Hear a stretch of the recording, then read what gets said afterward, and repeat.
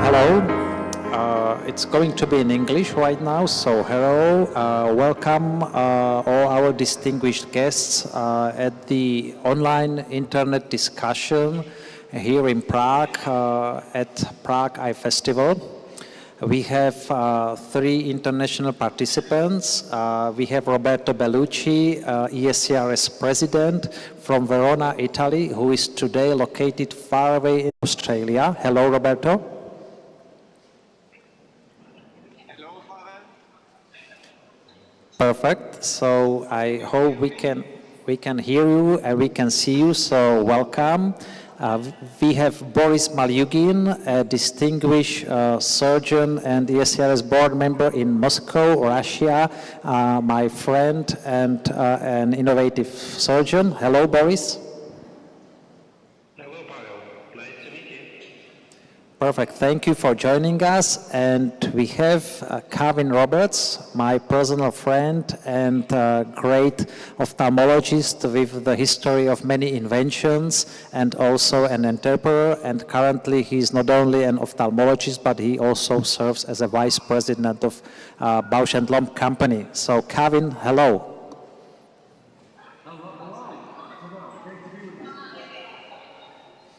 Perfect.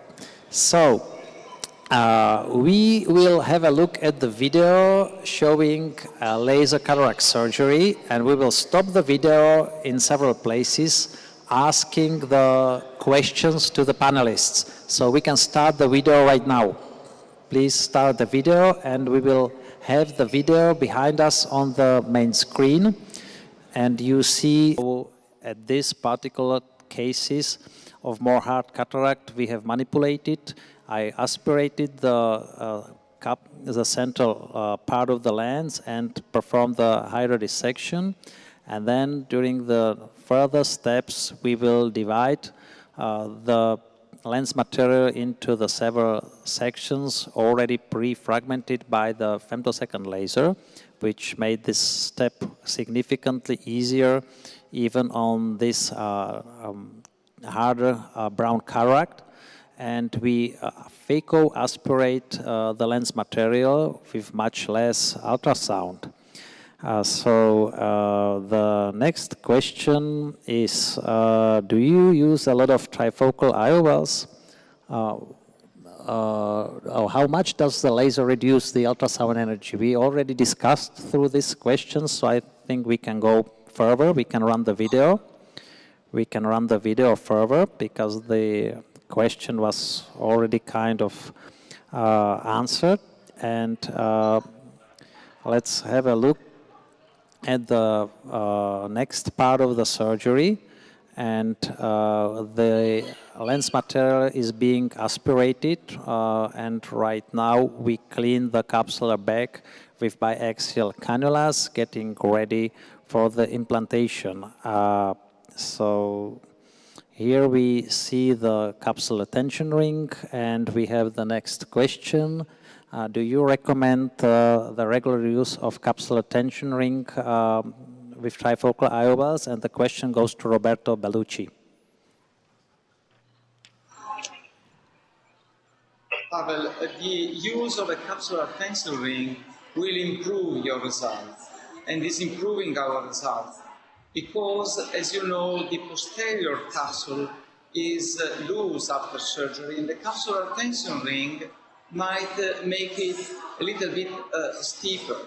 So I think that the use of the capsular tension ring is improving our refractive results, and especially is preventing IOL tilting in the post-op.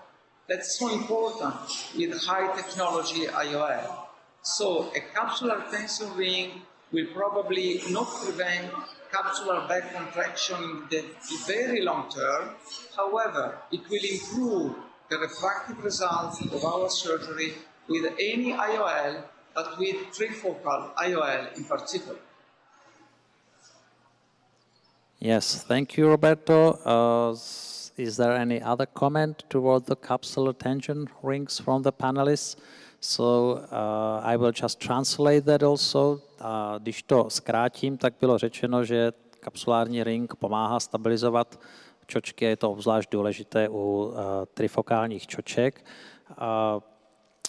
Já budu pokračovat v angličtině. Yes, that's completely true. It's also dependent on the lens design. If we have a lens which really folds and cannot really withstand the capsular tension, capsular back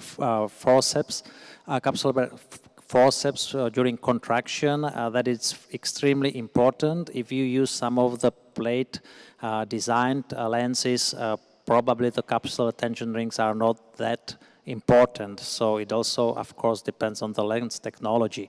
And we will see in the future, but as far as now, our experience supports to use the regular use of capsular tension ring. So if we do not have more comments towards this, let's run the video towards the end of it.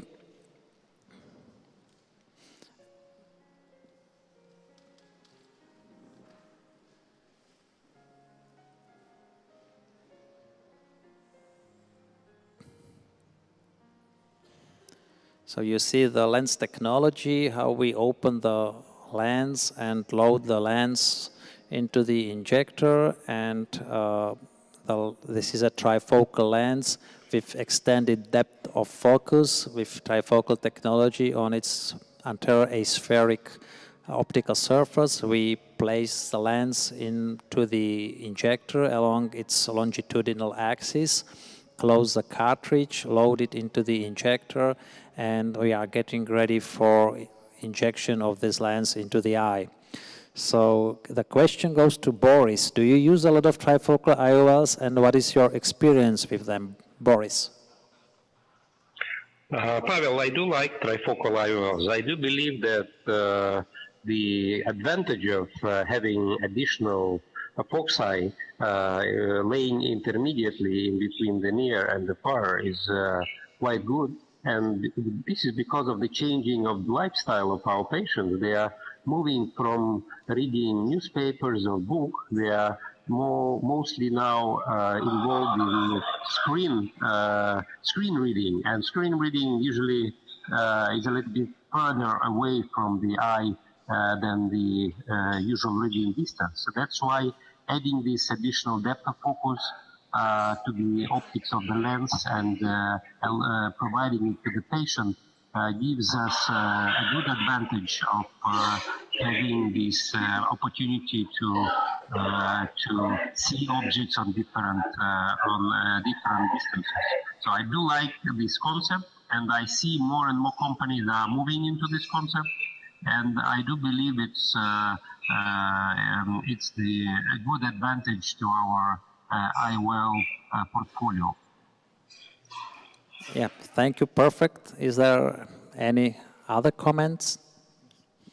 I personally prefer more the asymmetric lenses because the dysphotopsias and the night vision problems are reduced when we compare it with the classical multifocal or trifocal design. And my experience is very good with this type of lens. Lenses are developing further and further, and they are becoming better and better. And more options we have now, better we can customize lens to individual demands of patients and so on, and it's very important. And this trifocus gives us a reply to need of patients to see from far to near without interruption. If bifocal, multifocal lenses were so perfect, we have never been using trifocus, and I like trifocal technology as well because it gives patients much more comfort and they are much more satisfied with.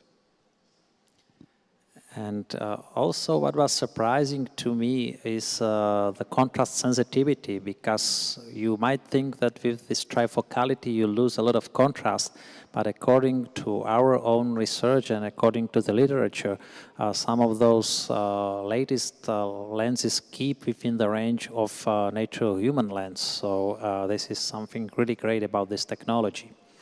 So thank you all about to point towards this question about the lenses, and let's run the rest of the video to see how we concluded the surgical case.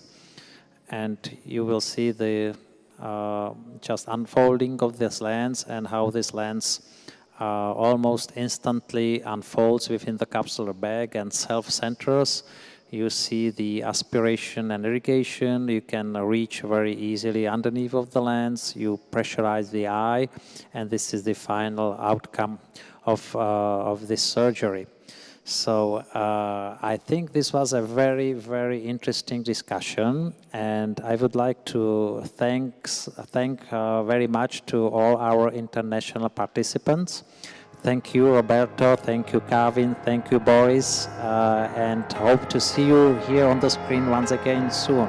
Enjoy the day. Goodbye. Okay, bye. Bye-bye.